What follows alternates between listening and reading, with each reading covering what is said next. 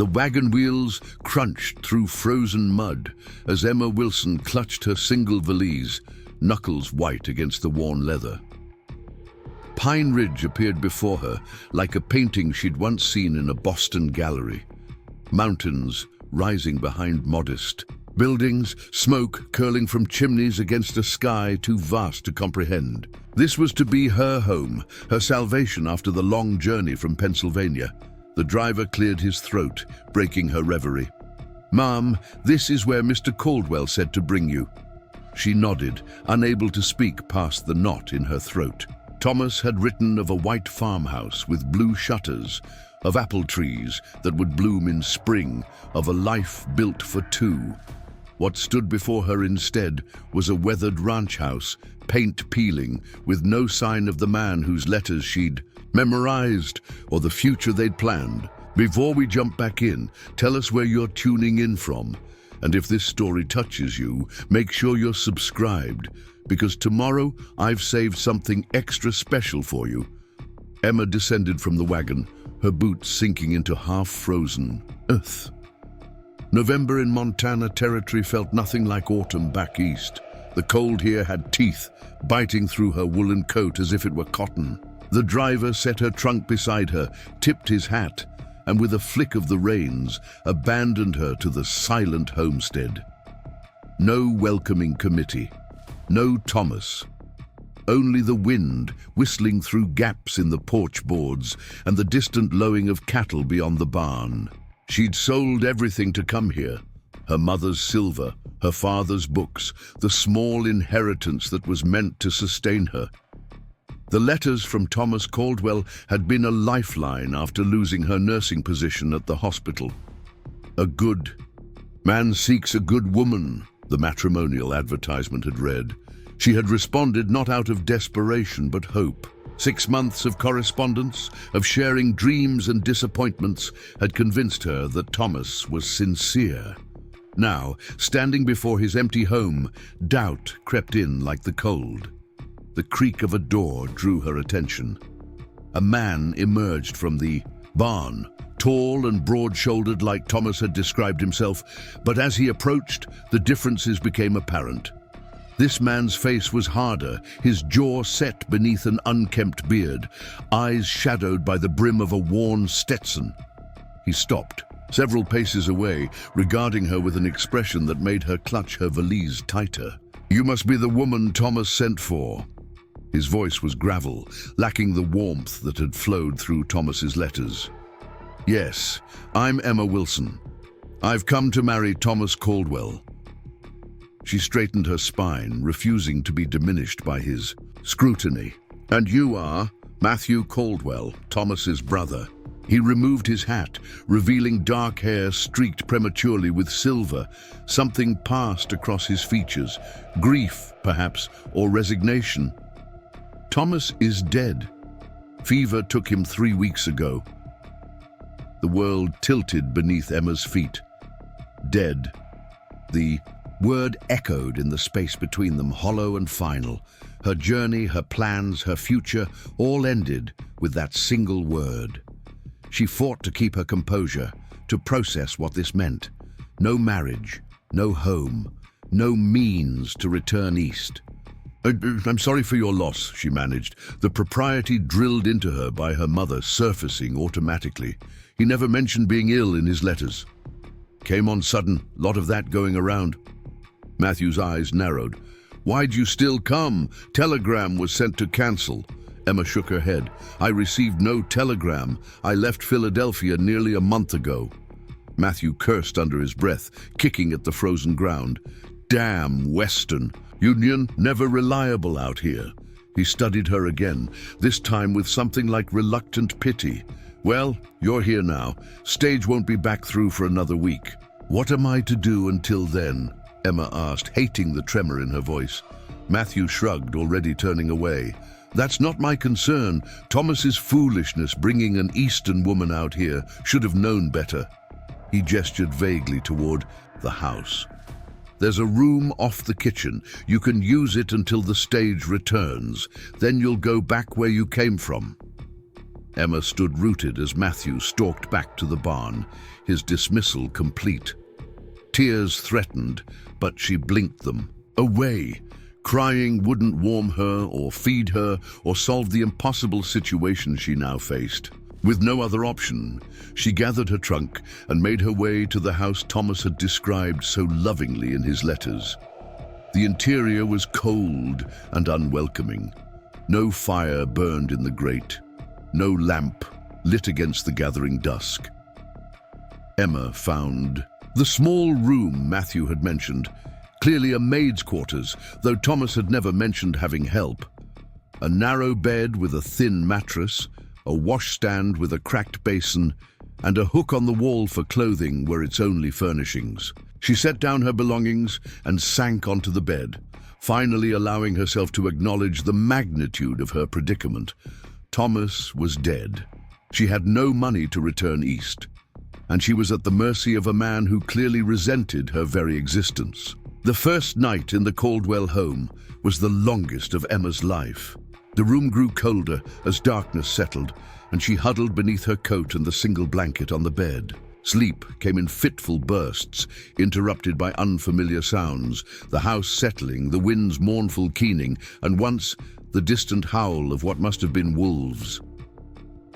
When dawn finally broke, Emma rose stiff and unrested, but determined. If she was to survive until the stage returned, she would need to be useful. She found the kitchen, a spacious room dominated by a wood-burning stove, currently cold to the touch. The cupboards held basic supplies: flour, coffee, salt pork, beans. Emma set about making a fire in the stove, grateful for the practical skills her father had insisted she learn, despite her mother's protests that they were beneath a gentleman's daughter. By the time Matthew entered from outside, stomping snow from his boots, Emma had coffee brewing and biscuits baking. He paused in the doorway, surprise evident in the slight raise of his eyebrows.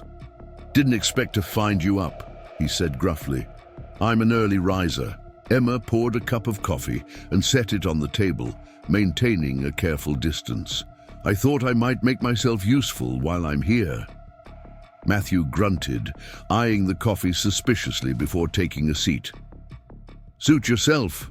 Won't change anything." "I don't expect it to," Emma replied, turning back to the stove to hide the flush of annoyance. "But I won't sit idle either." They ate in silence, Matthew wolfing down biscuits and salt pork as if he hadn't eaten a proper meal in weeks, which, judging by the state of the kitchen, he likely hadn't. Emma picked at her portion, appetite diminished by exhaustion and uncertainty. "I'll be checking the north pasture today," Matthew said abruptly, rising from the table. "Cattle been acting strange. Might not be back till nightfall." Emma nodded, collecting his empty plate.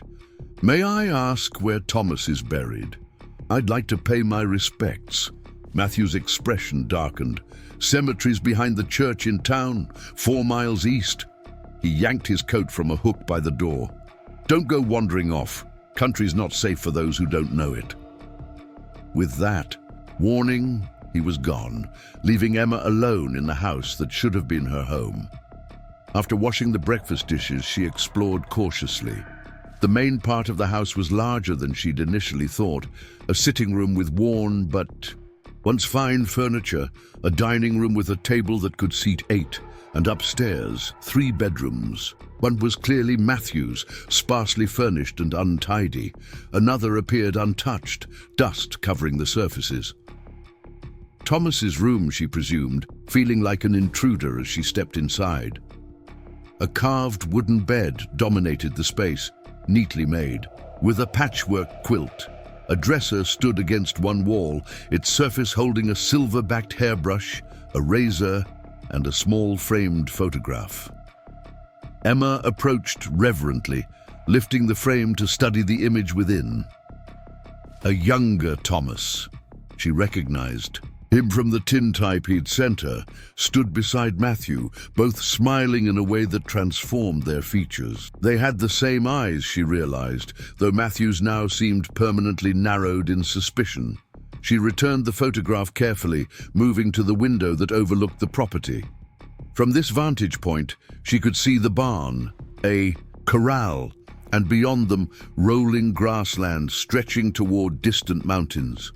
It was beautiful in a stark, unforgiving way, nothing like the gentle landscapes of Pennsylvania. What had Thomas seen in this harsh place that made him love it? What had he seen in her letters that made him believe she belonged here? A flash of movement caught her eye, a rider approaching from the east, following the rutted track that served as a road. Not Matthew, who had headed north. Emma hurried downstairs, unsure whether to greet the visitor or hide. In the end, caution won out, and she positioned herself near the window, partially concealed by the curtain. The rider dismounted before the house, a man in his 40s, she guessed, with a weathered face and clothing that spoke of frontier life rather than town. Living. He removed his hat as he approached the door, revealing graying hair tied back at the nape of his neck. There was something in his manner, a carefulness, a respect for the property he entered, that eased Emma's apprehension slightly. A knock sounded firm, but not demanding. After a moment's hesitation, Emma opened the door, keeping it between them as a barrier. "Good morning," the man said, surprise evident in his tone. "I wasn't expecting... that is..." He cleared his throat. "I'm looking for Matthew Caldwell." "He's not here," Emma replied. "He's gone to check the north pasture." Preparing and narrating this story took us a lot of time, so if you are enjoying it, subscribe to our channel. It means a lot to us. Now back to the story. The man studied her with undisguised curiosity. "You must be Thomas's bride, the one he wrote about." Emma nodded, her throat tightening. "Emma Wilson. Though I arrived too late, it seems." Compassion softened the stranger's features. "I'm truly sorry about that, Miss Wilson. Thomas was a good man. Better than most in these parts." He extended his hand. "Silas Morgan. I ranched the adjoining property. Thomas and I were friends." Emma accepted the handshake, noting the strength in his grip and the calluses that spoke of hard work. "It's a pleasure to meet you, Mr. Morgan, though I wish the circumstances were different." "As do I." Silas replaced his hat, shifting uncomfortably. "If you don't mind my asking, what are your plans now, with Thomas gone?" "The stage returns next week," Emma said, repeating Matthew's information. "I suppose I'll return east then, though." She hesitated, reluctant to confess her financial situation to a stranger. Silas seemed to read between the lines. "That's Matthew's solution, is it? Ship you back like misdelivered freight?" He shook his head. Typical. Matt never did see past his own fences. Something in his tone, disapproval tempered with long-suffering familiarity, made Emma curious. "You know him well?" "Since we were boys. He wasn't always so..." Silas gestured vaguely. "Thomas's death hit him hard. Harder than he lets on." Emma considered this new perspective. "He doesn't seem pleased to have me here." "Matt's not pleased about much these days," Silas replied with a wry smile. "But that's no excuse for poor manners." He glanced at the sky, judging the time. "I should get back to my place. Just came to check if Matt wanted to join the search. A party tomorrow." "Search party?" Emma asked.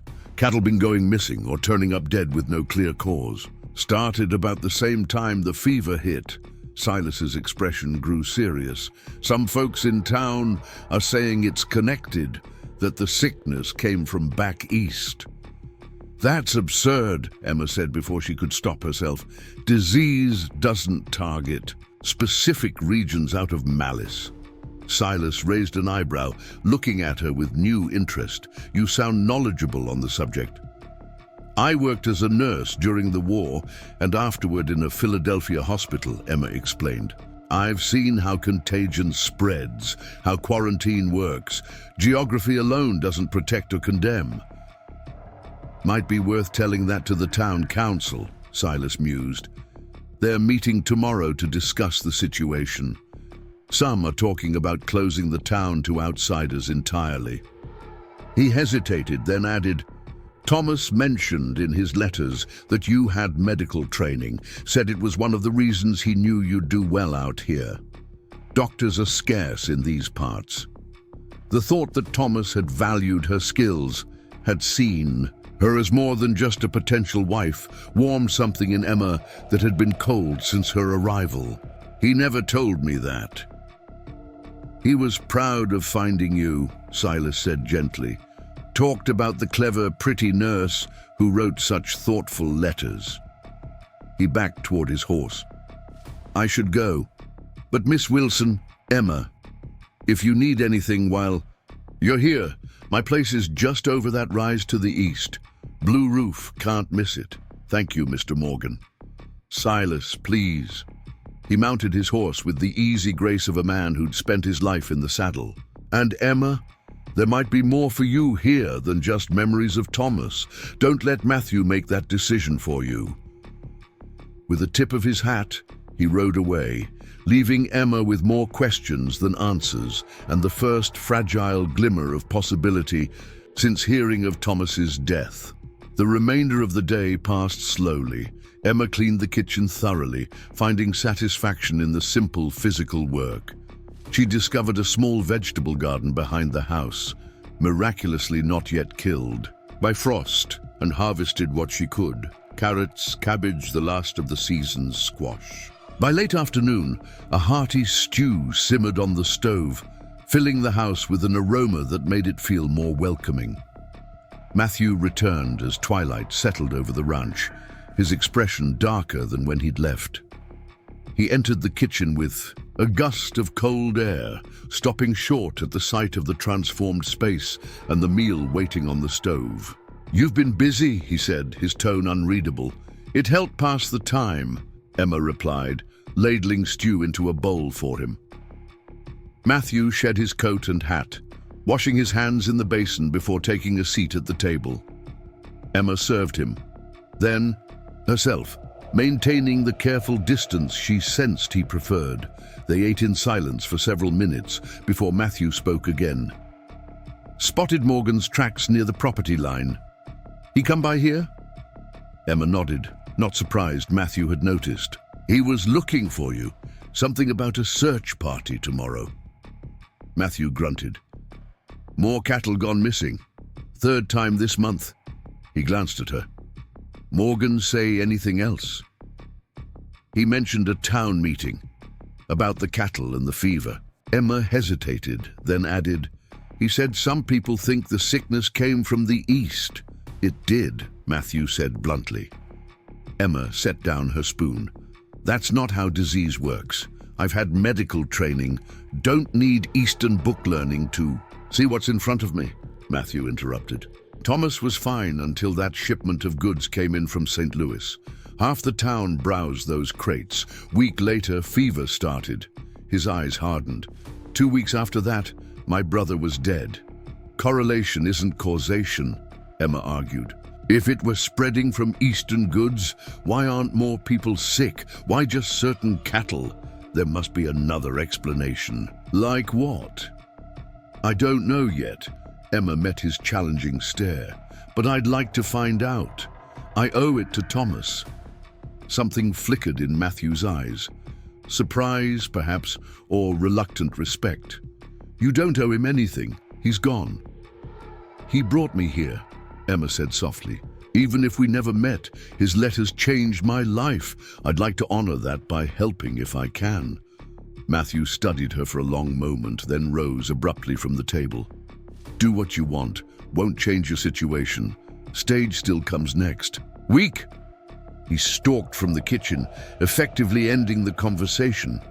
Emma remained at the table, thoughts whirling.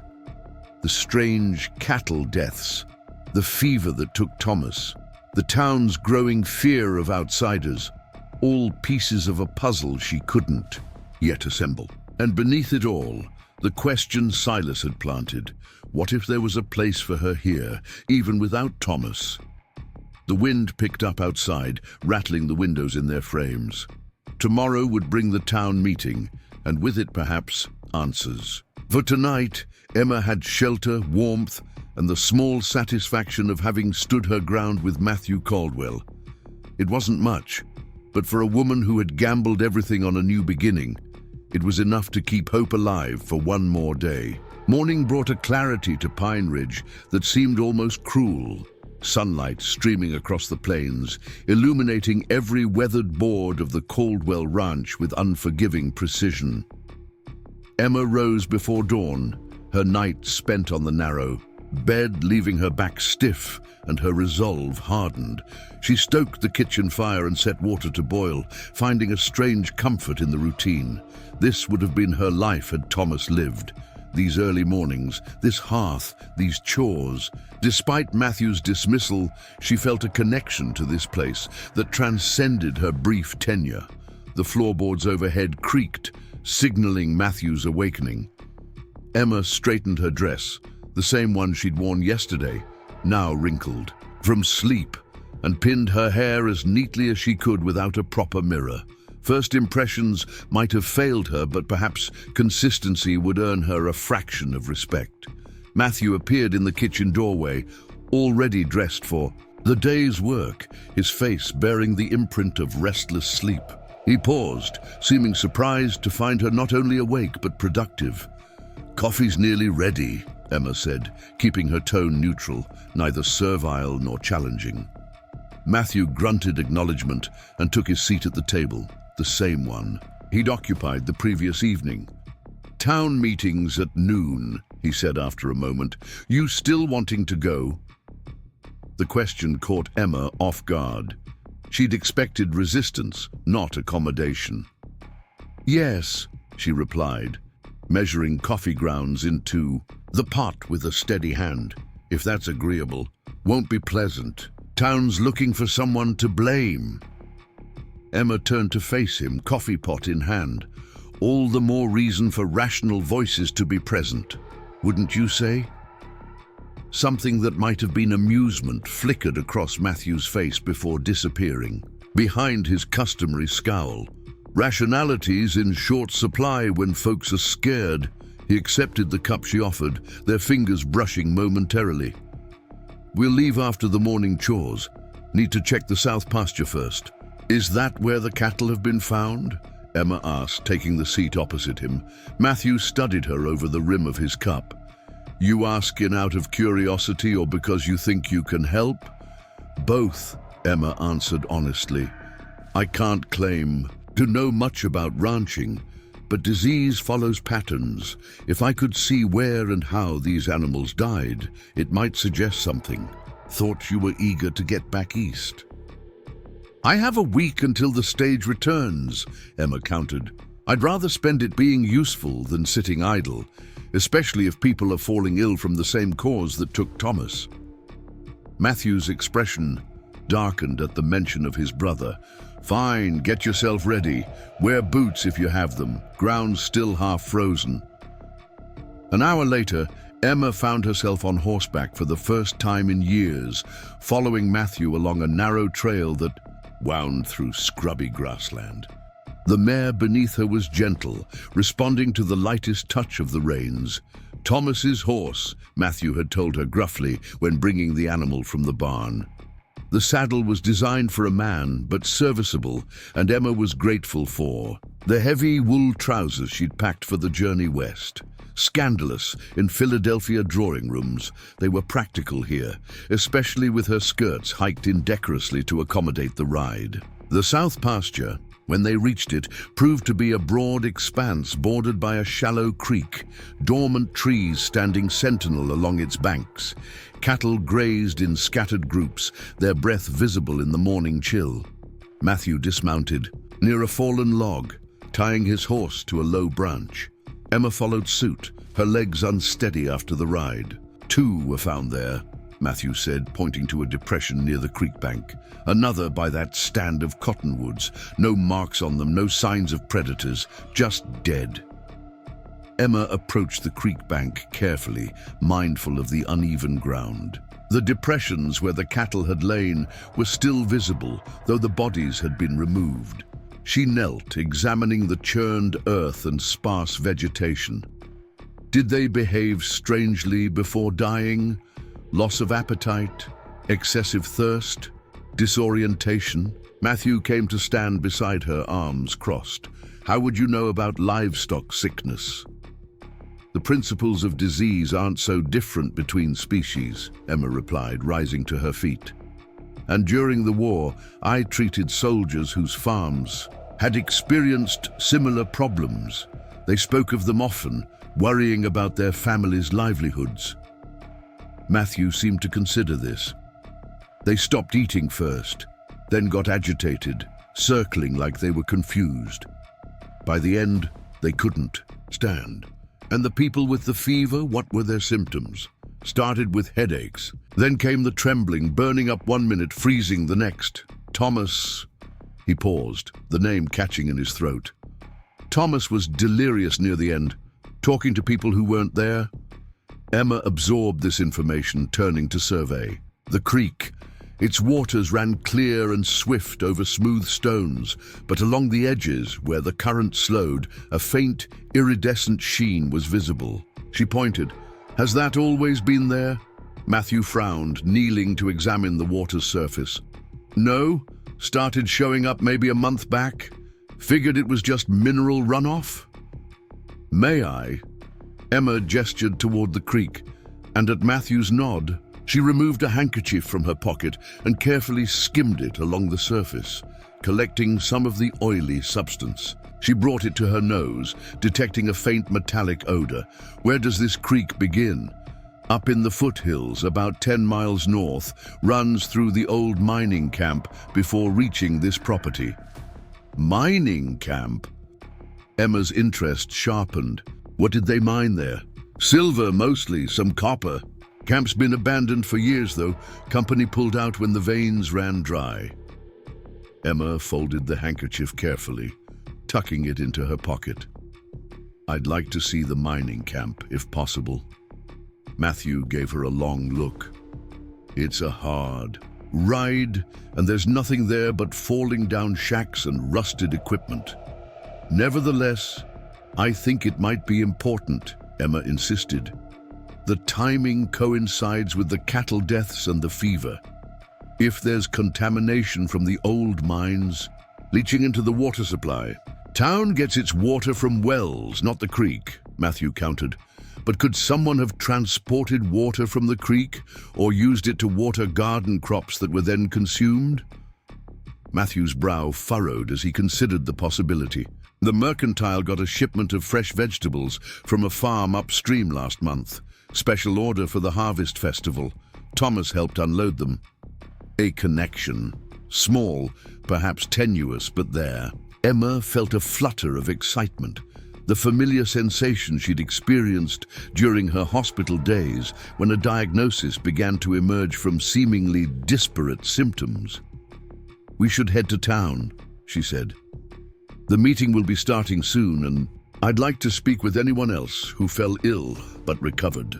Matthew nodded, looking at her with something that wasn't quite respect, but had shed some of its initial resentment. You really think you can figure this out? I can try, Emma replied. For Thomas, and for anyone else at risk. The ride to Pine Ridge took nearly an hour, the trail winding through rolling hills before descending into a valley where the town had taken root. From a distance, it looked almost picturesque, a church steeple rising above clustered buildings, smoke from chimneys catching the midday light. But as they drew closer, the frontier reality asserted itself. The structures were utilitarian, weathered by harsh seasons, the streets muddy from recent rain, a town built for function, not beauty, by people who measured success in survival.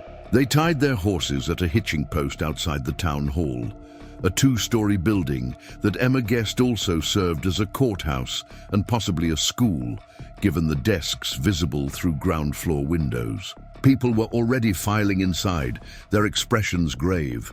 Many cast curious glances at Emma, whispers following in her wake. Thomas's bride, she heard more than once. the words rippling through the crowd like stones disturbing still water.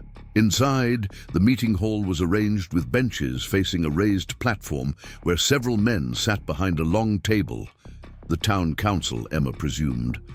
Matthew guided her to a seat near the back, nodding curtly to those who acknowledged him. Silas Morgan was already present, seated across the aisle.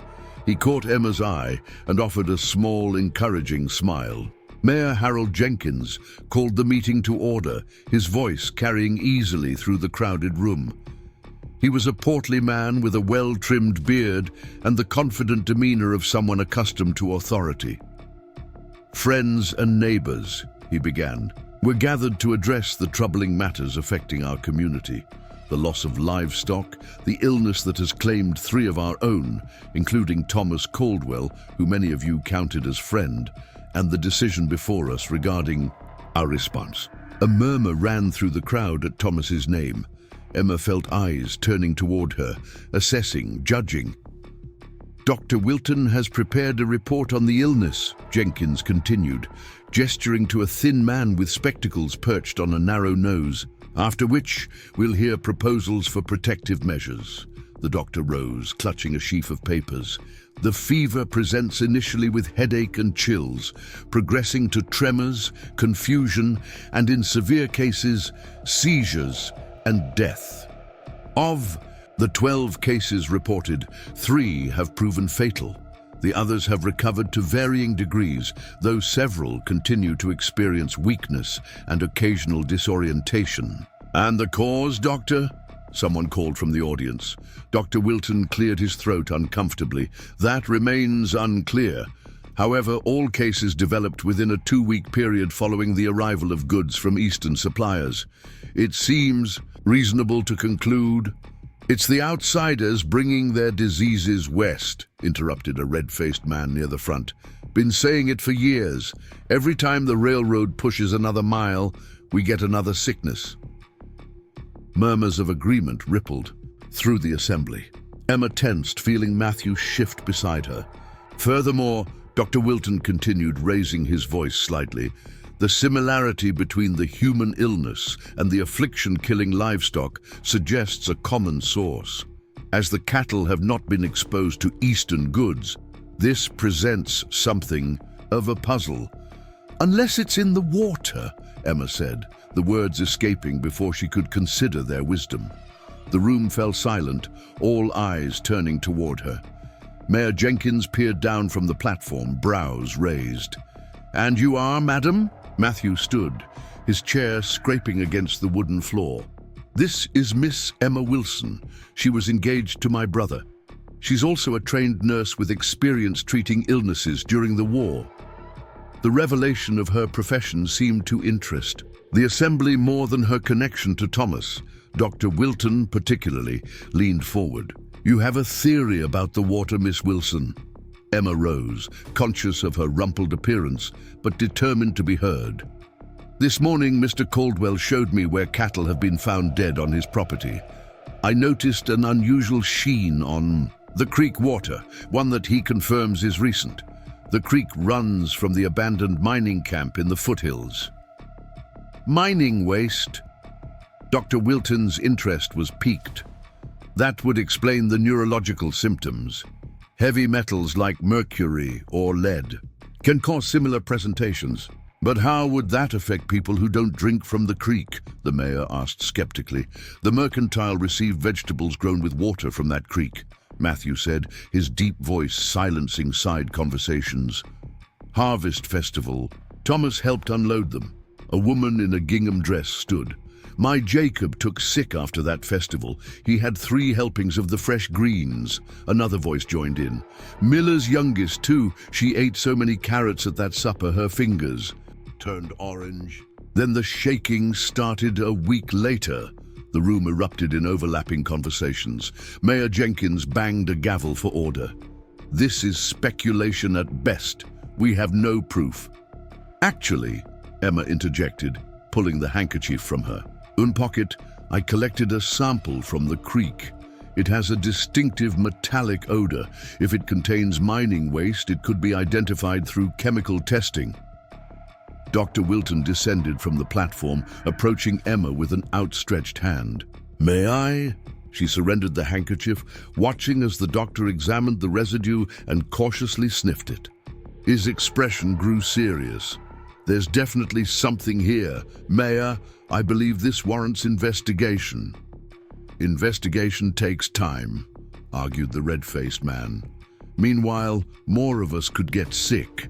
I say we close the town to outsiders until we know it's safe." "That won't solve anything if the contamination is already here," Silas Morgan said, rising from his seat. "We need to check the mining camp, see if there's been a collapse or flooding that's washing old tailings into the creek. And alert folks downstream," added another voice. "Warrington's settlement uses that same creek." Mayor Jenkins raised his hands for quiet. "A party will investigate the old mining camp tomorrow. Until then, no one is to use water from the creek for any purpose. Spread the word to outlying farms." The meeting dissolved into practical arrangements. Who would ride to neighboring settlements? Who would accompany the investigation party? Who would care for those still recovering from the fever? Emma found herself the center of attention as several people approached to ask about treatments for lingering symptoms. Dr. Wilton hovered nearby, clearly interested in her medical knowledge but too proud to openly seek it. Matthew waited silently until the crowd around Emma thinned, then touched her elbow lightly. "We should check on my cattle before dark." She nodded, excusing herself from a conversation with the miller's wife. As they made their way toward the door, Silas intercepted them. "Quite an impression you made," he said to Emma with an approving nod. "Town doesn't usually take to new folks so quick, especially ones with ideas." "They're scared," Emma replied. "Fear makes people either close ranks or seek solutions, depending on how it's directed." Silas grinned. "Wise as well as brave. Thomas chose well." His expression sobered as he glanced at Matthew. "I've offered to join the party heading to the mining camp. You going?" Matthew nodded. "First light." "Miss Wilson as well?" Silas asked, raising an eyebrow. Before Matthew could answer, Emma spoke. "Yes, I'll be going. If there's contamination, identifying it correctly will be crucial." Silas looked between them, something like amusement flickering in his eyes. "Well then, first light it is." As they rode back to the ranch, the afternoon sun casting long shadows across the land, Emma found herself studying Matthew's profile. His jaw remained tense, but some of the earlier hostility had drained from his posture.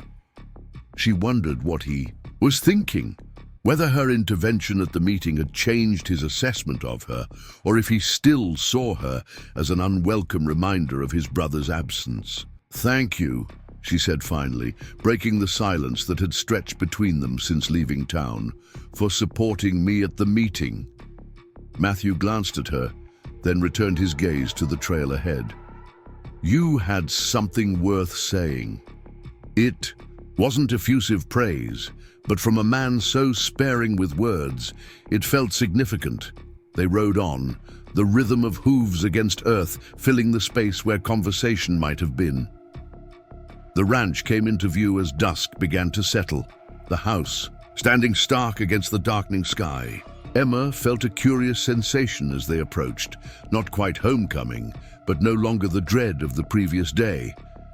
This place had been Thomas's dream, and now, in some small way, she was helping to protect it.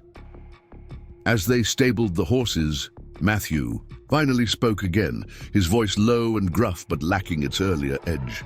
"We leave before sunrise for the mining camp. It's rough country, and the weather can turn quick this time of year. Pack warm." Emma nodded, appreciating the practical advice rather than an attempt to dissuade her. "I'll be ready." Matthew hesitated, then added, "Thomas would have been proud, seeing you stand up in that meeting, speaking your mind." He turned away before she could respond, busying himself with removing his horse's saddle. Emma stilled, the simple words washing over her like an unexpected blessing. For the first time since learning of Thomas's death, she felt the faintest echo of the future she'd journeyed so far to claim. not as it was meant to be, but as it might yet become. Different, altered by loss, but not entirely extinguished. Inside the house, as she heated water for a simple supper, Emma found herself humming softly, a tune her mother used to sing when turning strangers into family around their table. The sound filled the kitchen, chasing away some of the loneliness that had permeated the walls. Tomorrow would bring its own challenges, its own revelations. But tonight, just for a moment, the Caldwell Ranch felt a little less like exile and a little more like possibility. Dawn arrived with a whisper of pink across the eastern horizon, stars still visible in the velvet darkness overhead. Emma dressed quickly in the chill of her small room, grateful for the wool trousers and sturdy boots she'd brought west. She'd slept fitfully, dreams filled with rushing water and Thomas's face. Not as she'd imagined him from his letters, but as she'd seen him in the photograph, smiling beside his brother. By the time she made her way to the kitchen, the scent of coffee already permeated the air. Matthew stood at the stove, his broad back to the door. He'd built up the fire, and beside the coffee pot, a skillet of eggs and salt pork sizzled. He turned at her entrance, giving her a brief nod. "Figured we'd need a proper meal before heading out," he said, sliding the food onto 2 tin plates. "Mining camp's a 4-hour ride, longer if the trails washed out from the last rain." "Thank you," Emma said, accepting the plate he offered. The simple act of him preparing food, anticipating her needs rather than merely tolerating her presence, marked a subtle shift that she didn't dare acknowledge aloud. They ate quickly, conversation limited to practical matters: what to expect at the mining camp, who would be joining them there, what supplies Matthew had packed in the saddlebags. As Emma cleared their plates, a sound outside drew their attention. Hoofbeats, approaching through the pre-dawn stillness. "Morgan," Matthew said, rising to meet their visitor. Silas entered with a gust of cold air, removing his hat as he crossed the threshold. His eyes moved between them, taking in the domesticity of the scene with barely concealed interest. "Hope I'm not interrupting breakfast," he said, a hint of amusement in his tone. "Just finished," Matthew replied. "Others coming?" "Jenkins sent his son and Peterson from the mill," Silas confirmed. "They'll meet us at the crossroads. Dr. Wilton wanted to come, but had a patient he couldn't leave." He turned to Emma. "He did send this for you, though." From his satchel, he produced a small leather case. "Said you'd know how to use it better than he would." Emma opened the case to find a collection of glass vials, corks, and a small notepad with pencil, a testing kit, basic but serviceable. "Please thank him for me," she said, touched by the doctor's trust in her abilities. "We should head out," Matthew said, checking the rifle he'd propped by the door. "Want to reach the camp while we still have most of the day ahead of us." Outside, the eastern sky had brightened to a pale gold, though the ranch buildings still cast long shadows across the yard. 3 horses stood saddled and waiting, Matthew's sturdy gelding, the gentle mare Emma had ridden the day before, and Silas's pinto with distinctive black and white markings. The men secured their weapons and the supplies, while Emma carefully packed the doctor's kit into her saddlebag. The ride began in silence, broken only by the steady rhythm of hooves and the occasional call of an early rising bird. As the sun climbed higher, painting the landscape in shades of amber and bronze, Emma found herself struck by the harsh beauty of the country. Rolling hills gave way to steeper terrain, the trail winding alongside the creek that had brought them on this journey. Its waters flowed faster here, tumbling over rocks and fallen branches, the suspicious sheen more pronounced in certain eddies and pools. "Creek used to run clearer than glass," Silas commented, noticing her scrutiny of the water. "Fish so thick you could almost walk across their backs. Not anymore." "When did it change?" Emma asked. "Gradually," he replied. "Been getting worse. This past year, Figured it was just nature taking its course, drought followed by heavy rains stirring up the silt. Never thought about the old mine.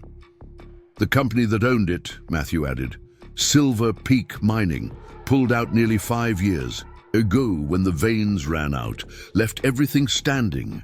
Too expensive to haul equipment back east, they said. And no one's used the building since, Emma asked. Matthew and Silas exchanged glances. Some drifters take shelter there occasionally, Silas answered carefully. And there's talk of claim jumpers working the tailings from time to time, hoping to find something the company missed. Emma considered this. Could someone have disturbed something in the mine recently? Caused a new collapse or opened a sealed section?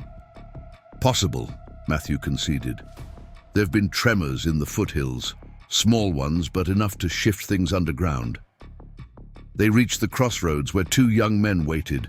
Jenkins's son William, barely out of his teens with his father's authoritative bearing already taking root, and Peterson, a quiet man with calloused hands that spoke of years at the mill. Brief introductions were made, Emma aware of their curious glances, but grateful when neither commented on her presence or attire. The trail narrowed as they continued, forcing them to ride single file with Matthew in the lead.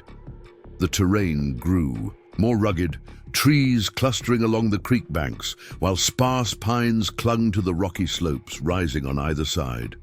The air carried the scent of pine resin and damp earth, occasionally tainted by a metallic note when the wind shifted. Near midday, they rounded a bend, and the mining camp came into view, nestled in a natural bowl formed by surrounding hills. Emma's first impression was of abandonment. Weathered buildings with sagging roofs, rusted equipment scattered like discarded toys, a water wheel hanging motionless beside the creek that bisected the camp.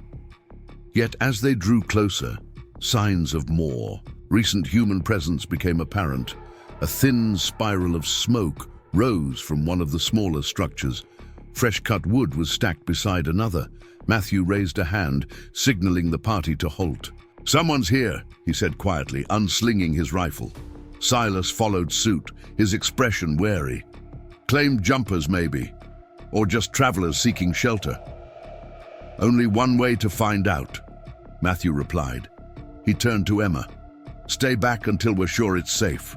Before she could protest, Matthew nudged his horse forward, approaching the camp at a deliberate pace that announced their presence without appearing threatening. Silas and the others flanked him, weapons ready but not raised. Emma held her position, as instructed, though she urged her mare a few steps closer, unwilling to be left completely behind. "Hello, the camp!" Matthew called when they were within earshot. Matthew Caldwell and party from Pine Ridge were not looking for trouble. For several heartbeats, nothing moved within the camp. Then the door of the smoking cabin swung open and a figure emerged. A man in his 60s with a silver beard and clothes that had seen better days. He raised a hand in greeting, showing he was unarmed.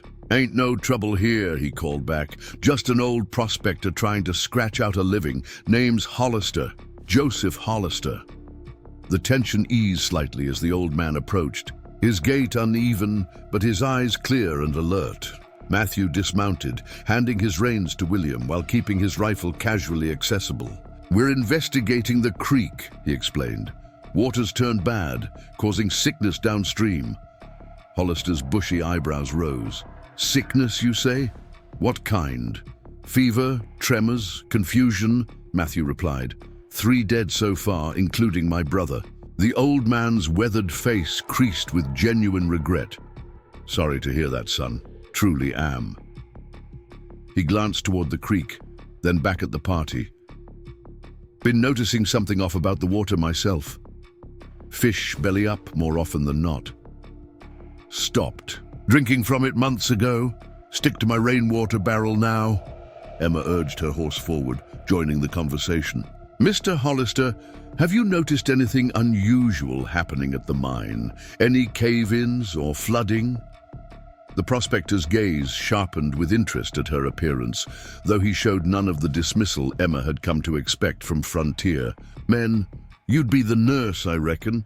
Folks in Granite Pass been talking about Thomas Caldwell's mail-order bride with medical schooling. News traveled fast in the territory, apparently. Emma nodded, choosing not to correct his assumption about formal schooling. Have you been inside the mine workings recently? Not the main shaft. That collapsed last spring after the big rains. But there's secondary tunnels still accessible. He gestured toward the largest structure, a wooden framework supporting what had once been an ore chute. Company was working a new vein when they suddenly closed up shop. Never understood why. Ore was still coming out. Silas and Matthew exchanged glances. They claimed the silver played out, Silas said. That's what everyone was told. Hollister gave a derisive snort. Weren't played out, changed is what happened. Ore started coming up different, darker, with a strange smell when it was crushed. Some of the miners got sick. Company man said it wasn't worth the trouble and shut it down practically overnight. Emma's pulse quickened. This sickness, what were the symptoms? Started with headaches, then the shakes, Hollister recalled. Few men got so bad they couldn't work their equipment safely. Company sent in a doctor. Then next thing everybody's being paid off and told to clear out. He squinted at the creek. Thought the water was safe after all this time, but maybe whatever they hit is finally finding its way out. Matthew's expression hardened. You're saying the company knew there was something dangerous down there and just abandoned it? Left it to poison the watershed? Wouldn't be the first time money talked louder than conscience. Hollister replied with a shrug. Cheaper to walk away than fix a problem, especially when the problem's out here where city folks don't have to look at it. The implication hung in the air, stark and damning. Emma broke the silence, her mind already calculating what would be needed. We should take samples from the creek at different points, and if possible, from inside the mine itself. Dangerous going in there, Hollister warned. Timbers are rotting, and there's bad air in some sections. We need to know what we're dealing with, Matthew insisted. If there's proof the company knew about contamination and did nothing, they can be held responsible, made to clean it up, pay for damages. William Jenkins straightened in his saddle. My father would support that. He's been writing to the territorial governor about establishing stronger regulations for mining operations. Peterson, who had been silent until now, finally spoke. My cousin worked these mines, came home sick, died 3 months later. Family, never got a penny from the company. His quiet voice carried the weight of old grief. I'll go in if it means finding answers. Hollister studied the determined faces before him and gave a slow nod. Got lanterns in my cabin, and I know which tunnels are safest to access. Been exploring them bit by bit, looking for overlooked pockets of ore. The next hour was spent in careful preparation. Horses were unsaddled and picketed in a grassy area away from the creek. Lanterns were filled with oil, matches secured in waterproof pouches. Emma organized her sample vials, labeling them with the pencil Dr. Wilton had provided. The men gathered ropes, extra canteens and bandanas to cover their mouths against dust. You should stay here, Matthew told Emma as they prepared to enter the mine. We can collect the samples according to your instructions. Emma met his gaze steadily. With respect, Mr. Caldwell, I need to see the conditions myself. Different minerals present differently in water and soil. The color, texture, odor, all provide valuable information. It's not safe, he insisted, lowering his voice so the others wouldn't hear. If Thomas knew I let you go into an unstable mine. Thomas valued my medical knowledge, Emma countered, equally quiet. He would understand that this is why I came west, to use my skills where they're needed. She softened her tone. I'll be careful, and I'll follow Mr. Hollister's guidance about dangerous areas. Matthew held her gaze for a long moment, conflict evident in his expression. Finally, he gave a curt nod. Stay between me and Morgan. Don't touch anything without asking first. The entrance to the secondary tunnel was partially concealed behind a stand of scrub pine, its timber frame still sturdy despite years of exposure to the elements. Hollister led the way, lantern held high, his familiarity with the passage evident in his confident stride. Matthew followed, then Emma, with Silas close behind her, and the two younger men bringing up the rear. The tunnel descended. Gradually, the air growing cooler and heavy with moisture. Their footsteps echoed against stone walls, the lantern light creating shifting shadows that seemed to move independently of their bearers. The main passage was wide enough for two people to walk abreast, its ceiling braced with timber supports that groaned occasionally as if bearing a great weight. "Watch your step here," Hollister cautioned as they reached a section where water had pooled on the tunnel floor. "Get slippery." Emma crouched beside the pool, holding her lantern close to examine the water. Unlike the creek, which maintained a generally clear appearance despite the oily residue, this water had a milky, opaque quality with yellowish streaks. She uncorked one of her vials and carefully collected a sample. "What do you make of it?" Matthew asked, kneeling beside her. "I'm not certain," Emma admitted, holding the vial up to the light. "But the coloration is consistent with certain heavy metals when they oxidize." She stopped the vial and labeled it. "More concerning is how much has accumulated here. If this is seeping into the groundwater, it would explain why homes with wells are affected." Silas finished the thought. "Not just those using creek water directly." They continued deeper, the tunnel branching occasionally. Hollister chose their path with care, avoiding passages where support beams had splintered or where the air grew noticeably staler.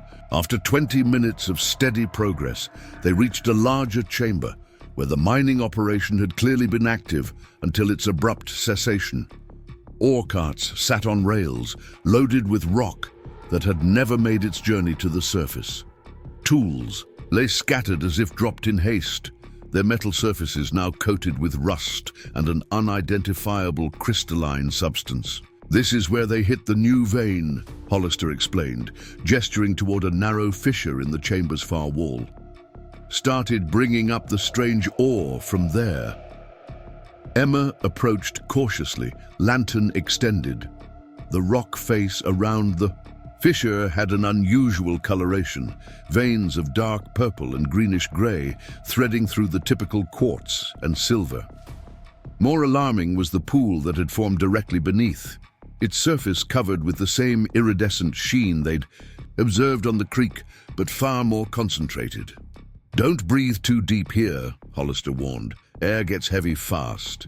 Emma's medical training immediately registered the symptoms they were all beginning to experience. A slight dizziness, metallic taste in the mouth, increased heart rate. She stepped back, motioning the others to do the same. "Whatever's in that rock is leaching into the water and vaporizing into the air," she said. "We should collect samples quickly and return to the surface." Matthew handed her a pick from his belt. "Get a scraping of that purple stone. Might help identify what we're dealing with."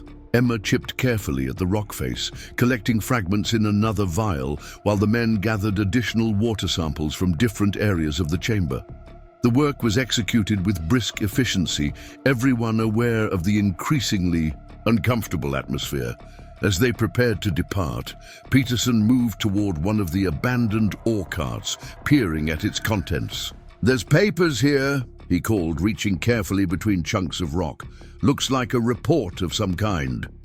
Silas brought his lantern closer as Peterson extracted several folded sheets, their edges water-stained, but the text still legible. The letterhead bore the Silver Peak Mining Company's insignia, the date showing it had been written just weeks before the mine's closure.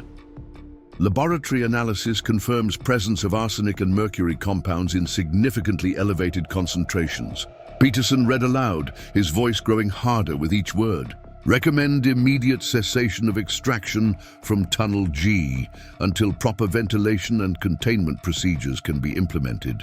Exposure risk to workers rated as severe." "They knew," Matthew said. the words falling like stones in the quiet chamber. They knew exactly what was here, and they walked away, left it to poison the water. And took the report with them, Hollister added grimly, or thought they did. Someone must have stashed that copy in the ore cart, maybe planning to show it. To authorities. "We need to get this to the surface," Emma said, aware that their time in the contaminated air should be limited. "Along with our samples, there's enough evidence here to demand action from the company." They retraced their steps through the tunnel, moving more quickly now that they had what they came for. Emma's mind raced with implications, both medical and practical. The symptoms described in the report aligned perfectly with what she'd observed in the accounts of Thomas's illness and the affected cattle. Heavy metal poisoning could be treated if caught early enough, but the contamination source needed to be contained to prevent further exposure. Emerging into daylight was a relief, the fresh air sweet after the tunnel's oppressive atmosphere. They paused to catch their breath, the gravity of their discovery settling over the group. "What happens now?" William asked, looking to the older men for direction. "We take the evidence to Pine Ridge," Matthew said firmly. "Call a town meeting, show what we've found, then send riders to the territorial capital with the report and samples." "Company will fight it," Peterson warned. "They've got money lawyers. They've also got liability," Emma countered. 3 people dead, livestock lost, property values affected. If multiple communities band together, the company will find it cheaper to clean up their mess than fight prolonged legal battles. Silas nodded his agreement. "She's right. Silver Peak's got operations in 4 other territories. They won't want this kind of scandal spreading, especially with the governor pushing for stricter mining regulations." As they repacked their supplies and prepared for the journey back to Pine Ridge, Emma found herself standing beside Matthew at the creek's edge. He was staring into the water, his expression unreadable, but his posture conveying a tension she'd come to recognize. "Thomas didn't die for nothing," she said quietly. "Because of him, because we looked for answers. Other lives will be saved." Matthew turned to her, something shifting in his gaze. "You could have gone back east," he said after a moment. "Washed your hands of this place and its troubles. No one would have blamed you." "I gave my word," Emma replied simply, "to Thomas in my letters, to myself when I set out west. I came to be useful, to build something worthwhile." She glanced at the samples secured in her saddlebag. "That hasn't changed, even if the circumstances have." For the first time since her arrival, Matthew's expression softened into something that might, with encouragement, become a smile. "No," he agreed, "I suppose it hasn't." The sun was past its zenith as they mounted their horses for the return journey. Emma settled into the saddle, tired but filled with a sense of purpose, stronger than any she'd felt since leaving Philadelphia. The path ahead would not be easy, confronting a powerful company, treating those still affected by the contamination, finding her place in this rugged community. But for the first time since learning of Thomas's death, the future held possibility rather than merely survival. The West had not welcomed her with open arms, but perhaps it had offered something equally valuable, the chance to prove her worth on her own terms. The return journey to Pine Ridge carried a different energy than their departure that morning. Where uncertainty had propelled them forward, purpose now drove them homeward. Dark clouds gathered on the western horizon, promising an evening storm. As they rode at a steady pace, each lost in their own thoughts, Emma cradled her saddlebag protectively, acutely aware of the precious evidence it contained. The samples and document could change everything for the struggling community, bring justice for Thomas and the others who had fallen ill, force the mining company to take responsibility for their negligence. As they crested the final ridge, overlooking Pine Ridge, the town appeared smaller than before, more vulnerable. Smoke rose from chimneys in thin columns, lights beginning to flicker in windows as dusk approached. People moved along the main street, unaware that their visitors carried news that would reshape their understanding of the tragedy that had befallen them. "We should go directly to the mayor," William suggested as they approached the town limits. "Father will want to call an emergency meeting." Matthew shook his head. "First light tomorrow would be better. Give people time to gather, and us time to organize what we've found." He glanced at Emma. "The samples need proper examination too. Dr. Wilton has a small laboratory behind his office," Peterson offered. "Nothing fancy, but he's got a microscope and some chemical agents for testing." "I can assist with the analysis," Emma said. "Basic tests for heavy metals don't require sophisticated equipment." They parted ways at the edge of town, William and Peterson heading to inform the mayor of their discoveries, while Silas accompanied Matthew and Emma to Dr. Wilton's modest clinic. The doctor received them with barely concealed excitement, ushering them into his back room, where a cluttered workbench served as his laboratory. "Arsenic and mercury, you say?" His eyes gleamed behind wire-rimmed spectacles as Emma presented the samples and explained their findings. "That would certainly account for the neurological symptoms. The timing of exposure matches perfectly with the first reported cases." "Can you confirm it?" Matthew asked, standing with arms crossed near the door, unwilling to fully commit to hope. The doctor adjusted his spectacles. "I can test for metallic contaminants, yes. Not as precisely as a proper laboratory in Denver or St. Louis, but enough to establish presence and approximate concentration." He turned to Emma. "Would you assist me, Miss Wilson? Your experience with these matters appears more practical than academic." Emma nodded, already removing her coat. "Of course." Matthew shifted his weight, clearly uncertain of his role now. That action had moved from physical exploration to scientific investigation. "I should see to the horses," he said after a moment, "and check on the cattle at the south pasture before the storm hits." "We'll need several hours for the tests," Dr. Wilton informed him. "Return in the morning, and we should have preliminary results." "I'll walk back to the ranch with you then," Emma said, reaching for her coat. "No need," Matthew replied quickly. "You're more useful here, I can manage." Emma hesitated, studying his face. Something in his expression had closed off again, the temporary openness of their shared discovery receding behind his habitual reserve. "If you're certain." "I am." He nodded to Dr. Wilton, then fixed his gaze on Emma. "Do what you can with the samples. People need answers." After Matthew departed, Emma immersed herself in the work alongside Dr. Wilton.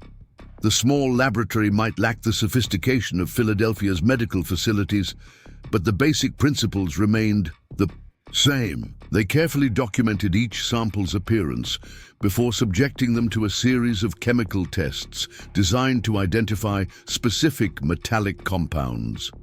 "Remarkable," Dr. Wilton murmured, as a solution turned a telling shade of green. "The concentration is significantly higher than I would have expected after so much dilution in the watershed." "The exposure must have been massive at the source," Emma agreed, making notations in the logbook. "And ongoing, not a single event, but a continuous leaching process."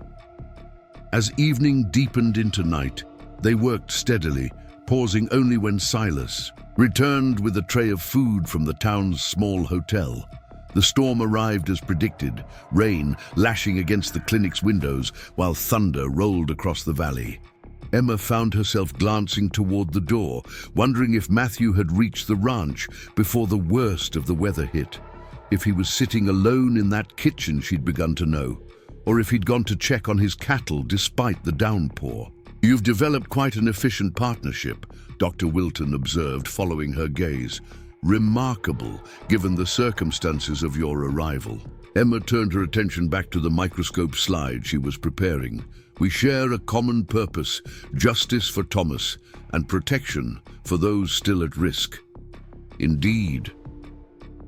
The doctor's tone carried a note of skepticism that made Emma look up. Though I wonder if Matthew Caldwell would have shown such dedication to the investigation without your influence. He loved his brother, Emma said firmly. He would have pursued answers regardless. Dr. Wilton adjusted the flame beneath a beaker of bubbling solution. Perhaps, but Matthew has always been a man who accepts hardship as inevitable rather than challenging its source. Thomas was the idealist of the family, the one who wrote to newspapers about working conditions in the mines, who organized the ranches when the railroad tried to change their shipping rates. He glanced at Emma curiously. Did he mention any of that in his letters? Some, Emma acknowledged, remembering passages where Thomas had described standing up to various injustices. He wrote about wanting to build a community where people looked after one another, where profit didn't come before well-being. Yes, that sounds like him. Dr. Wilton smiled sadly. The town lost something vital when we lost Thomas. A voice of conscience that couldn't be silenced by convenience or tradition. Emma considered this as she transferred a drop of treated water to a glass slide. Thomas's letters had revealed a man of principle, someone who saw beyond immediate challenges, to envision what could be built with sufficient determination. She'd responded to that vision, finding in it an echo of her own desire to use her abilities for meaningful purpose rather than ornamental accomplishment. I never met him, she said softly, but I feel I knew his heart. Morning arrived with clearing skies and conclusive results. The samples from the mine showed alarming concentrations of arsenic, mercury, and lead, a toxic combination that explained the progressive symptoms observed in both humans and livestock. Dr. Wilton prepared a comprehensive report, while Emma created a map showing how the contamination had likely spread through the watershed, affecting different properties based on their water sources. This is definitive, the doctor declared, reviewing their findings one final time.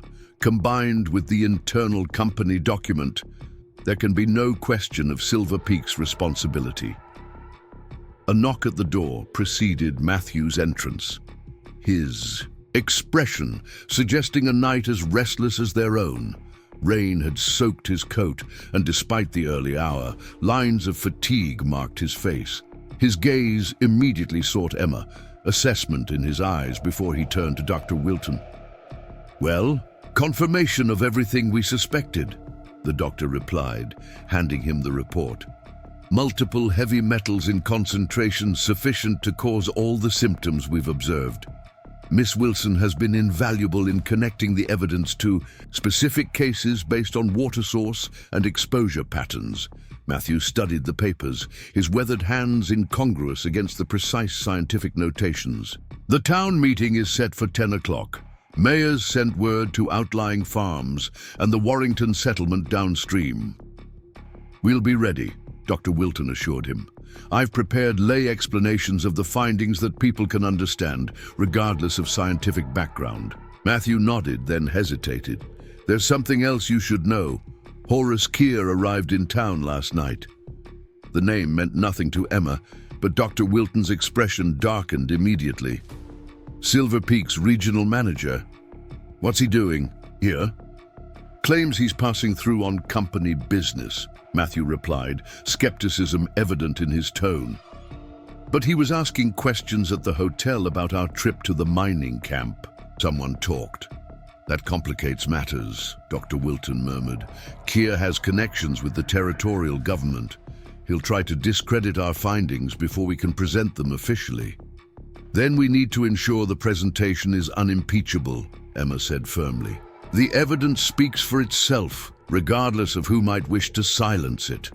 Matthew's gaze lingered on her, something like admiration briefly visible before his practical nature reasserted itself. You should clean up and rest before the meeting. Both of you. He glanced around the laboratory. I can take you to the ranch.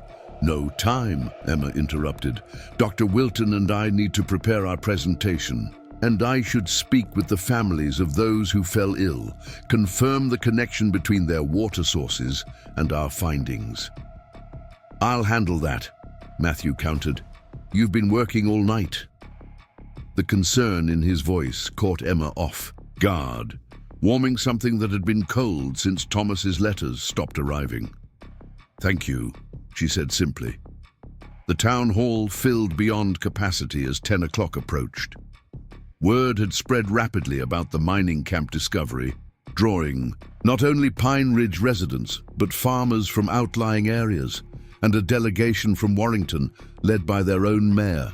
Emma sat beside Dr. Wilton at the front of the room, their evidence arranged methodically before them. Matthew stood against the wall nearby, his posture alert as he surveyed the crowd. Emma noticed a man she didn't recognize seated in the front row.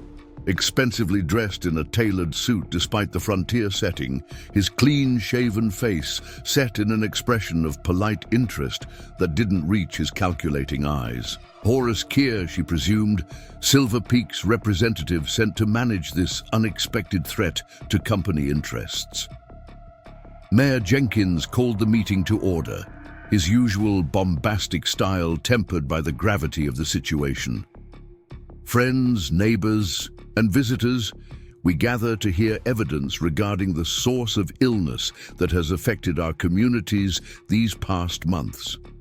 Dr. Wilton and Miss Wilson have conducted scientific analysis of samples collected from the abandoned Silver Peak mining operation and will present their findings. Dr. Wilton rose first, explaining in clear terms what they had discovered: the contaminated water, the toxic metals, the company document proving prior knowledge of the danger. Murmurs rippled through the crowd, escalating to outright anger when he described how the mining company had simply abandoned the site without securing the toxic materials or warning local communities. When Emma's turn came, she approached the presentation differently, focusing on the human impact. She connected specific cases of illness to water sources, explained how the symptoms progressed, and outlined what could be done to treat those still suffering effects. Her medical knowledge combined with genuine compassion held the audience's attention completely. "The contamination can be addressed," she concluded. "With proper treatment, those affected can recover. But the source must be contained immediately to prevent further exposure, and those responsible must be held accountable for the harm already done." As she returned to her seat, the room erupted in passionate discussion. Families who had lost loved ones or livestock demanded compensation. Farmers worried about their land values and future crops.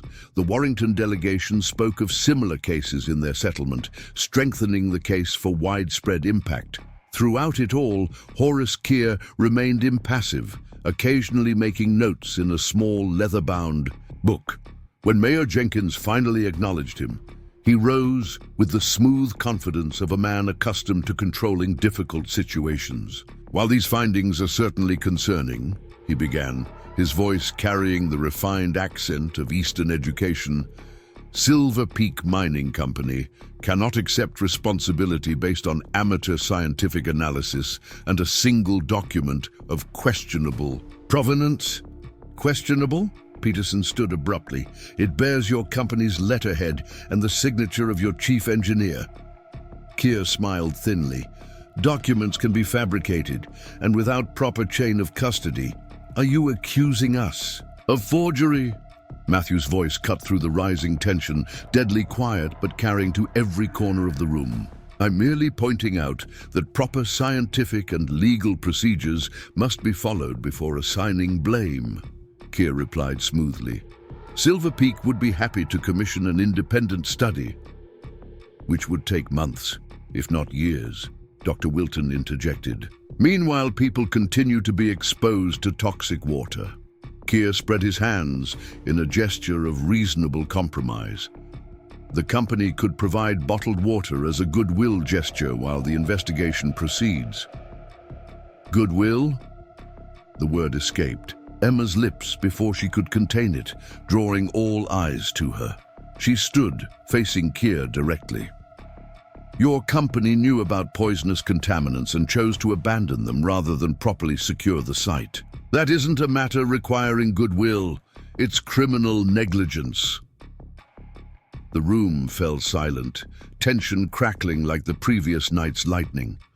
Keir regarded Emma with cold assessment, recognizing a formidable opponent where he had expected to find none. "You're Thomas Caldwell's mail-order bride," he said finally, the slight emphasis on mail order intended to diminish her. "I understand grief can lead to irrational accusations, but my credentials are not in question, Mr. Keir," Emma interrupted, holding her ground. "I worked as a nurse in Philadelphia's finest hospital for 5 years. I've treated heavy metal poisoning before, and while you attempt to discredit me personally, more families risk exposure to your company's toxic legacy." From his position against the wall, Matthew straightened, stepping forward to stand beside Emma. "The Territorial Mining Commission requires companies to secure hazardous materials upon closure of any operation," he said, his deep voice steady. "Silver Peak failed to do so, resulting in 3 deaths, including my brother's, and substantial property damage. We're not asking for goodwill. We're demanding compliance with existing law." Silas Morgan rose next, adding his voice to theirs. "The document proves Silver Peak knew about the contamination. The scientific evidence proves it's poisoning our water. The pattern of illness proves it's harming our people. What more do you need, Keir?" The company man's composure finally cracked, a flush rising from his collar. "What I need is for overwrought farmers and," he glanced dismissively at Emma, "disappointed brides to understand that complex situations require proper procedures, not vigilante science and emotional appeals." "Then perhaps you'd prefer to hear from the Territorial Governor's office," came a new voice from the back of the room. All heads turned to see a middle-aged man in an official-looking uniform making his way down the central aisle. "Walter Davidson, Inspector of Mines, for the Montana Territory," he announced, nodding to Mayor Jenkins. "Word reached the capital about potential contamination from an abandoned operation. I was dispatched to investigate." Keir's expression flickered between surprise and calculation. "Inspector Davidson, Silver Peak welcomes proper governmental oversight." "Save it, Keir," Davidson interrupted, reaching the front of the room. "I've just come from the mining camp, spent the morning taking my own samples and observations." He turned to Dr. Wilton. "May I see your findings, Doctor?" The next half hour unfolded with methodical precision as Davidson reviewed the evidence, occasionally asking clarifying questions of Emma or Dr. Wilton. The room remained hushed, all sides recognizing that the involvement of territorial authorities had raised the stakes considerably. "The preliminary examination supports these conclusions," Davidson announced finally. "I'll be sending samples to Denver for confirmation, but there's sufficient evidence to invoke emergency provisions under the Territorial Mining Safety Act of 1869. He turned to face Keir, who had lost much of his earlier smugness. "Silver Peak. Mining Company is hereby ordered to commence immediate containment operations at the abandoned site. Furthermore, a trust fund must be established within 30 days to cover medical expenses for affected individuals and compensation for documented losses." The room erupted in cheers and exclamations of vindication. Keir attempted to protest, but Davidson silenced him with a raised hand. "This is not negotiable, Mr. Keir. Failure to comply will result in criminal charges against company executives and the suspension of Silver Peak's operating licenses throughout the territory." As the implications of this victory spread through the crowd, Emma felt a light touch on her arm. Matthew stood beside her, his expression softer than she'd yet seen it. "You did this," he said quietly, while around them the celebration grew. "You saw what others missed, asked questions no one else thought to ask." "We all did," Emma corrected gently. "It took everyone. Your knowledge of the land, Silas's history with the community, Dr. Wilton's scientific expertise. But it started with you refusing to accept things as they were. Matthew's gaze held her steadily. Thomas would have been proud of that, of you. The words settled around Emma's heart, warming places that had grown cold during her journey west. Before she could respond, they were surrounded by townspeople offering thanks and congratulations. The moment between them passed, but something had shifted, a recognition of shared purpose that transcended their unusual circumstances. As the meeting dispersed, plans already forming for water testing throughout the region and treatment for those affected, Emma found herself wondering what would come next. The stage that would have carried her back east was due to arrive the following day, but the thought of leaving now felt strangely like abandonment. There was more work to be done here, medical skills needed, a community finding its voice against. Powerful interests and perhaps most surprisingly, a taciturn rancher who was beginning to see her as more than his brother's unfulfilled obligation. The future she'd journeyed toward had vanished with Thomas's death, but standing in that crowded room, filled with newfound hope, Emma Wilson realized another future was taking shape, unexpected, challenging, but perhaps even more meaningful than the one she'd planned. The day of the eastbound stage's arrival dawned with unexpected clarity, both in the crisp autumn air and in Emma's mind. She moved through the small room off the kitchen, gathering her few possessions with deliberate care. The valise that had accompanied her from Philadelphia now seemed to belong to a different woman altogether, one whose hopes had been pinned to letters and promises rather than the solid ground of her own capabilities. A soft knock at the doorframe drew her attention. Matthew stood in the threshold, hat in hands, uncertainty etched in the lines around his eyes. "Stage will be here by noon," he said, the words hanging between them like an unspoken question. Emma folded a shawl, smoothing its wrinkles before placing it in the valise. "Yes, I expect it will." Silence stretched, filled only by the distant lowing of cattle and the creak of the house settling into morning warmth. Matthew shifted his weight, gaze moving from the half-packed valise to Emma's face. "You've done a lot for this town," said finally, "for the people here. It was the right thing to do." Emma closed the valise but didn't latch it. "Dr. Wilton says the first treatments are already showing improvement in those still suffering symptoms." Matthew nodded, turning, his hat in his hands, a gesture she'd come to recognize as accompaniment to difficult words. "He's asked if you might consider staying on, working with him. Says your knowledge of these cases would be valuable." "He mentioned as much yesterday," Emma acknowledged, moving to straighten the already made bed. "It's a generous offer." "And?" Matthew prompted, a note in his voice she couldn't quite identify. Emma stilled her hands, turning to face him directly. "And I haven't given him an answer yet." She studied the man before her, so different from the brother she'd journeyed to marry, yet connected to her through invisible threads of shared purpose and unexpected respect. There are many factors to consider. Matthew took a step into the room, then stopped, as if uncertain of his welcome in this space that had briefly been hers. "Pine Ridge isn't Philadelphia. It's rough, unfinished, winters are harsh and comforts few." "I'm aware of the challenges," Emma replied, a slight smile softening her words. "I didn't come west expecting luxury." "No," he agreed, eyes meeting, hers with newfound directness. "You came for something else." The simple observation hung in the air between them, an acknowledgement of the dreams that had propelled her across a continent, dreams not of material comfort, but of purpose, of a life defined by more than the narrow expectations of Eastern society. "I did," she said softly. "I came to build something meaningful, to use my skills where they're truly needed." Matthew crossed to the window, looking out at the land he'd worked alongside his brother, the ranch they'd built from wilderness. When he spoke again, his voice carried a roughness that had nothing to do with the morning air.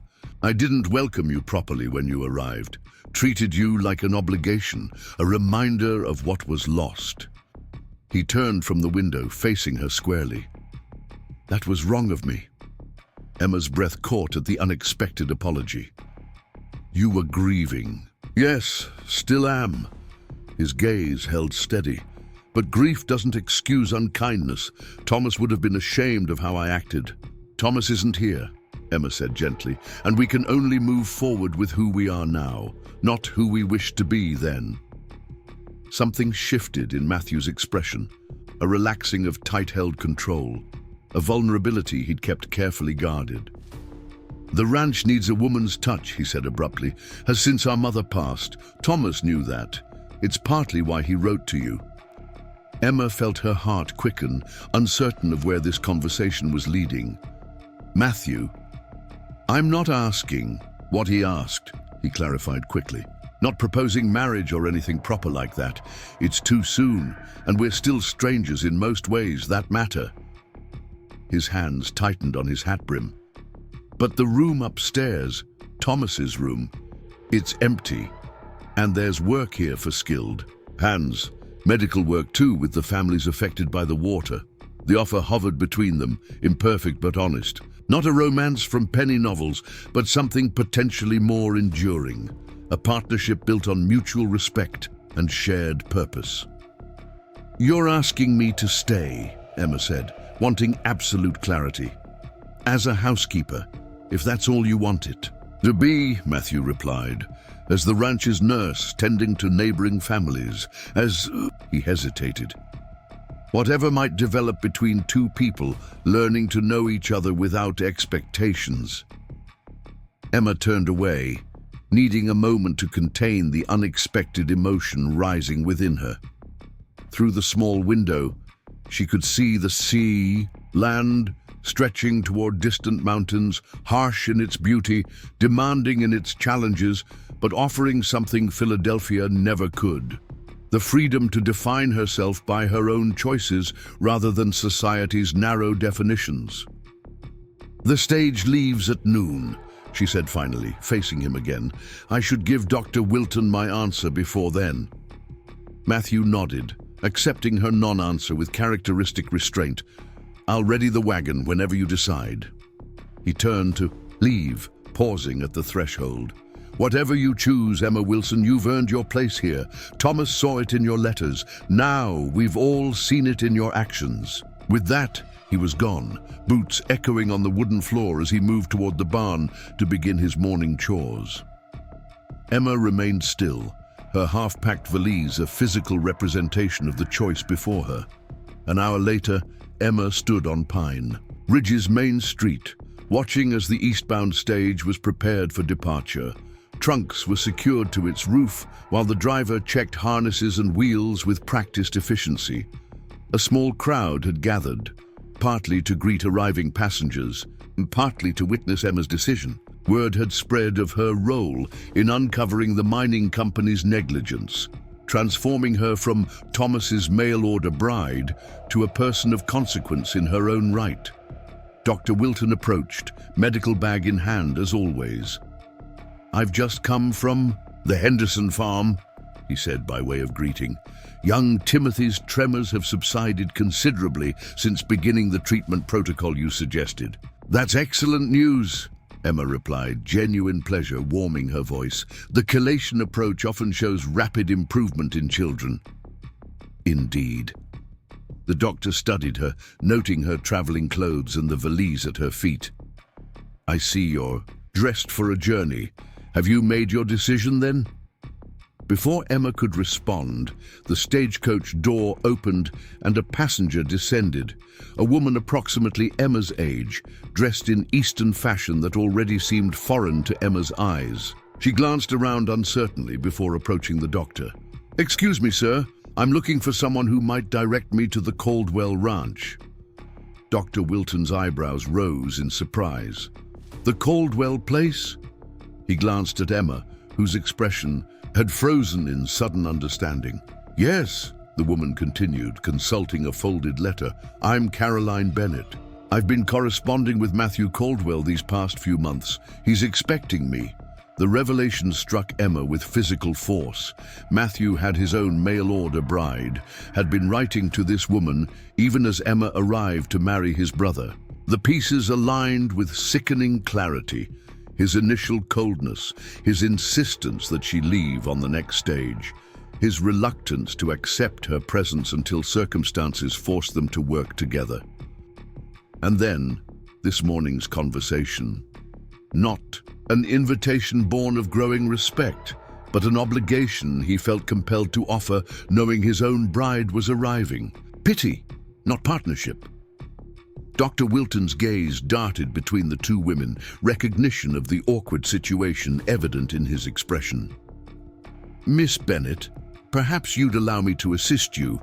The Caldwell Ranch is several miles outside town." "Thank you, that's very kind," Caroline replied, smiling with the confident expectation of someone whose world operated according to predictable rules. Emma stepped forward, extending her hand with a composure that belied her internal turmoil. "Miss Bennett, I'm Emma Wilson. I've been staying at the Caldwell Ranch while assisting with a medical situation in the community." Caroline's smile faltered, slightly uncertainty flickering across her features. "Oh, Matthew didn't mention having a house guest." "I arrived unexpectedly," Emma replied, the careful phrasing both truth and omission. "Dr. Wilton and I have been working together on a matter of public health." Understanding dawned in Caroline's expression. "You're the nurse I've heard mentioned." The stage driver was telling passengers about how you discovered the cause of the illness affecting the town. Her admiration seemed genuine. "How fascinating. I've always had an interest in medical matters, though of course ladies in Boston aren't encouraged to pursue such knowledge professionally." Emma felt an unexpected pang of connection to this woman who might, in different circumstances, have been a friend rather than an unwitting rival. Western territories offer different opportunities for women willing to challenge conventions, she said carefully. The stage driver called for boarding, his voice cutting through their conversation. "Eastbound passengers, we depart in 10 minutes. Dr. Wilton cleared his throat. "Miss Wilson, if you're still considering my offer of a position at the clinic, I should mention that Mrs. Peterson has offered to rent her late husband's office to us as an additional treatment space. It would make us suitable living quarters as well, with some modest adjustments." The offer represented an elegant solution to an impossible situation. A way for Emma to remain in Pine Ridge without the complication of living at the Caldwell Ranch. A means of continuing the work that had come to matter so deeply to her. "That's most generous, Doctor," Emma replied, decision crystallizing with sudden clarity. "I would be grateful to accept." Relief spread across Dr. Wilton's features. "Excellent. Then perhaps you might show Miss Bennett to the stage office to arrange transport to the ranch, while I secure the arrangements with Mrs. Peterson." Emma acquiesced, guiding Caroline toward the ticket counter while porters loaded the remaining luggage onto the eastbound stage. As they walked, Caroline spoke animatedly of her journey west, her expectations of ranch life based on Matthew's letters, her hopes for establishing a proper home. "He writes so eloquently about the land," Caroline remarked, wonder in her voice. "The way he describes the beauty of the territory, it's almost poetic." Emma concealed her surprise at this description of the taciturn man she'd come to know. The Caldwell brothers both had a deep appreciation for this country, she offered carefully. "Brothers?" Caroline's step faltered. Matthew never mentioned a brother. The revelation was startling. How could Matthew have written to this woman for months without mentioning Thomas? The omission seemed deliberate, significant in ways Emma couldn't immediately comprehend. "Thomas Caldwell passed away recently," Emma explained, choosing her words with care. "It's been a difficult time for the family." "How terrible," Caroline murmured, genuine sympathy in her tone. Matthew never indicated, that is, his letters, spoke of challenges, but not a personal tragedy of that magnitude. They reached the ticket counter, where Emma assisted Caroline in arranging transportation to the Caldwell ranch later that afternoon. Throughout the transaction, Emma's mind whirled with questions. What kind of man shared his heart with a correspondent, while concealing fundamental truths about his life and family? What other secrets might lie beneath Matthew Caldwell's reserved exterior? As they exited the stage office, Emma caught sight of a familiar figure across the street. Matthew himself, dismounting from his horse with the fluid grace of a man born to the saddle. He tied the animal to a hitching post, then turned toward the mercantile, still unaware of their presence. Caroline followed Emma's gaze, her expression brightening with recognition. Is that him? Is that Matthew? Before Emma could respond, Caroline had already started across the street, her city shoes navigating the rutted dirt with determined enthusiasm. Emma remained where she stood, understanding that what happened next would unfold without her involvement, a scene from a story in which she was no longer a central character. Matthew emerged from the mercantile just as Caroline approached. Emma watched as confusion gave way to recognition on his face, followed by something that looked remarkably like dismay. He removed his hat, nodding in greeting, his posture stiff. With unexpected tension, the conversation was too distant to overhear, but its awkwardness was evident even from across the street. Caroline's initial animation gradually diminished, her hands clasping and unclasping before her as Matthew spoke. After several minutes, he gestured toward his horse, clearly suggesting they continue their conversation elsewhere. As they prepared to depart, Matthew's gaze lifted, finding Emma with unerring precision despite the morning bustle of townsfolk around her. For a moment, their eyes held across the distance, a silent exchange, heavy with unspoken complications. Then he inclined his head slightly, a gesture of acknowledgement and perhaps apology, before helping Caroline mount his horse and leading the animal away toward the ranch. "There you are!" Dr. Wilton's voice broke through Emma's contemplation. "Mrs. Peterson is delighted with our arrangement. The space will be available immediately, and she's even offering some furnishings from her storage." Emma turned toward him, grateful for the interruption. "That's wonderful news, Doctor. I look forward to establishing a proper treatment facility." "As do I." He glanced toward the departing figures of Matthew and Caroline. "I see Miss Bennet has found her host." "Yes," Emma replied simply, unwilling to elaborate on the complex emotions the encounter had stirred. Dr. Wilton, perceptive as always, changed the subject tactfully. "Inspector Davidson left word that the containment operation at the mine has already begun. Silver Peak has sent engineers and workers, quite a change from Mr. Keir's initial resistance. Nothing motivates corporate responsibility like the threat of criminal charges," Emma observed dryly. "Indeed," the doctor smiled. "The governor's office is suggesting your documentation of the cases might serve as a template for addressing similar situations throughout the territory. They've requested a comprehensive report."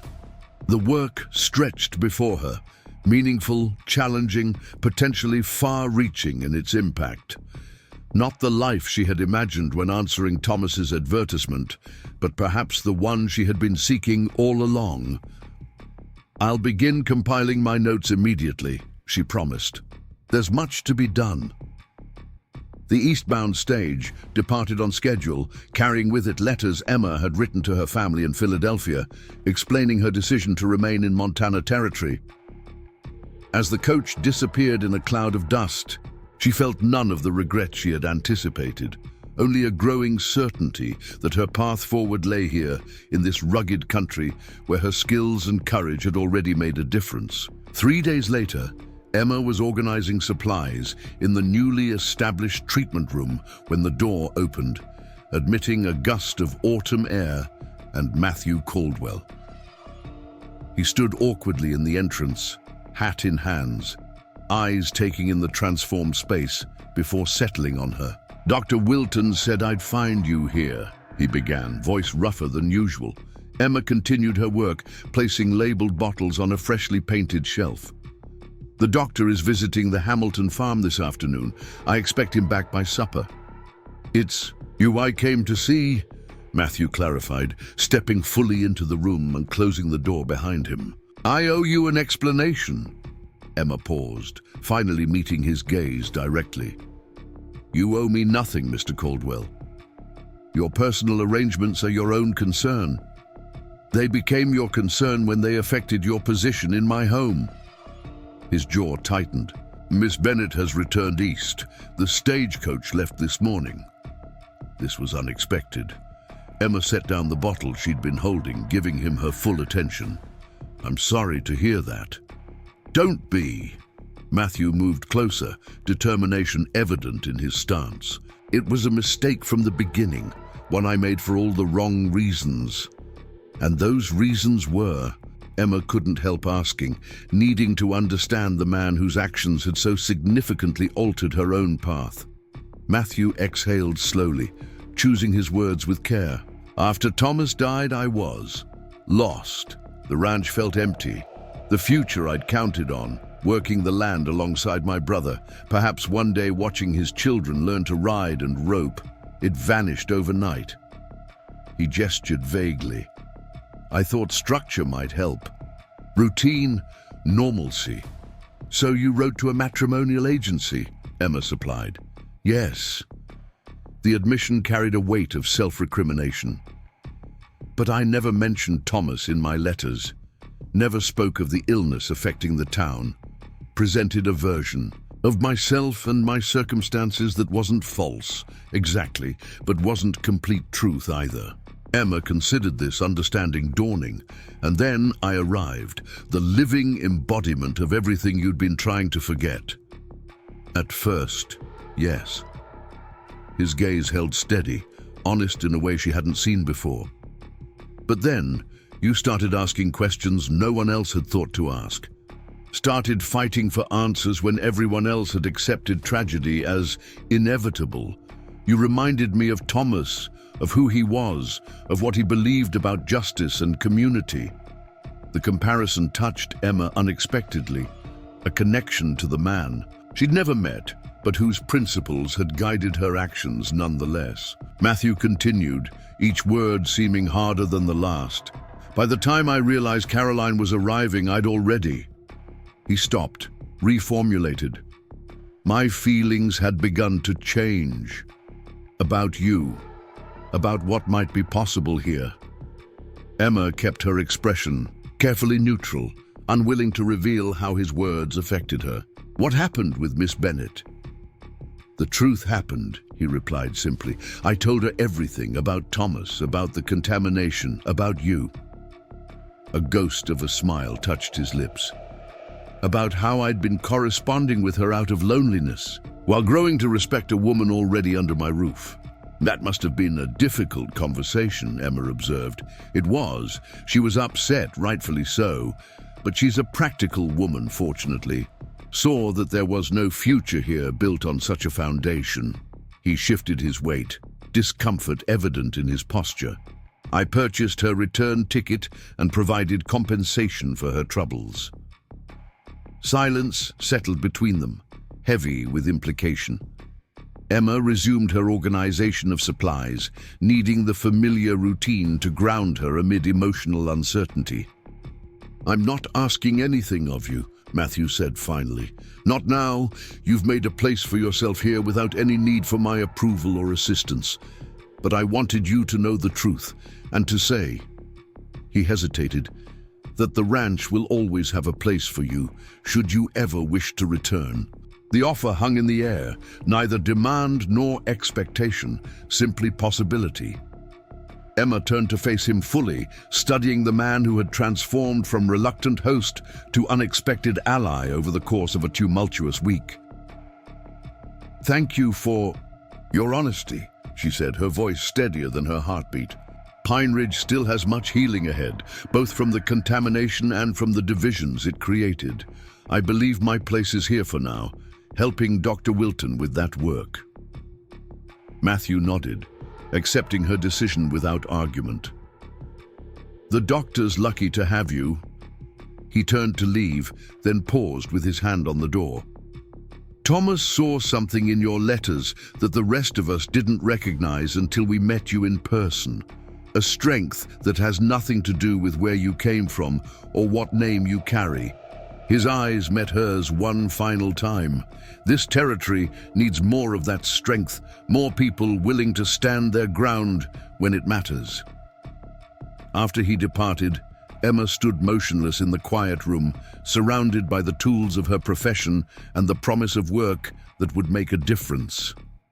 She had arrived in Montana Territory as a mail-order bride, seeking a husband and finding instead a community that needed her skills, a cause that demanded her courage, and perhaps, in time, a connection built on something far more substantial than romantic letters or traditional expectations. Outside, Pine Ridge continued its daily rhythms, the blacksmith's hammer ringing against iron, children's voices rising from the schoolyard, wagons creaking along the main street.